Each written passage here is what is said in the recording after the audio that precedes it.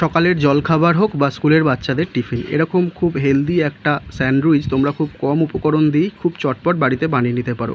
প্রথমে পেঁয়াজ শশাকে এরকম ছোটো ছোটো করে কেটে নিয়েছি আর একটা ডিম সেদ্ধ করে নিয়েছি, তোমরা একের বদলে দুটোও দিতে পারো। এবার শশা আর পেঁয়াজগুলোকে একটা বাটির মধ্যে নিয়ে নিলাম, তার মধ্যে দিয়ে দিলাম পরিমাণ মতো মেয়োনিজ। এবার এর মধ্যে যে যেমন টমেটো কেচাপ পছন্দ করো সেরকম টমেটো কেচাপ দেবে, পরিমাণ মতো গোলমরিচের গুঁড়ো দেবে, আর কিছুটা পরিমাণে বিট নুন দেবে। তারপর যে ডিমটাকে সেদ্ধ করে রেখেছিলাম সেই ডিমটাকে গ্রেট করে এর মধ্যে দিয়ে দেবো। এবার এই পুরো মিশ্রণটাকে আমাদেরকে মাখিয়ে নিতে হবে চামচের সাহায্য নিয়ে। তো আমরা এইভাবে মাখিয়ে নিচ্ছি, দেখো এই যে দেখছো এরকম হয়েছে দেখতে। এবার কড়াতে আমরা একটা চাটু বসিয়ে খুব অল্প করে পাউরুটিগুলোকে একটু সেঁকে নেবো। এখানে আমাদের কিছুটা বাটারও লাগবে। আর এই যে দেখছো আমার পাউরুটিগুলো একবার অল্প করে সেঁকে নিয়েছি। এবারে আমাদের যেটা করতে হবে সেটা হচ্ছে একটা করে পাউরুটি নিতে হবে, আর যে মিশ্রণটা আমরা বানিয়েছি সেই মিশ্রণটা এইভাবে মাঝখানে দিয়ে দিতে হবে, তার উপরে আরও একটা পাউরুটি এইভাবে দিয়ে চেপে দিতে হবে।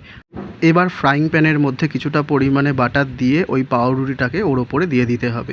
এইভাবে চেপে চেপে দেবে, তাহলে বাটারটা ভেতরে ভালো সোপ করবে। এবার একদিক হয়ে গেলে আরেক দিক উল্টে দেবে এবং উল্টানোর পরেও ওপরে একটু অল্প করে এইভাবে বাটার লাগিয়ে দেবে, তাতে দুদিকটাই সমান ব্যালেন্স হবে। তাহলেই কিন্তু একেবারে রেডি হয়ে যাবে এরকম গরম গরম স্যান্ডউইচ। এই যে দেখছো ভেতরটা কি সুন্দর লাগছে এবং সফট হয়েছে, এবং এটা কিন্তু খুব হেলদি একটা স্যান্ডউইচ।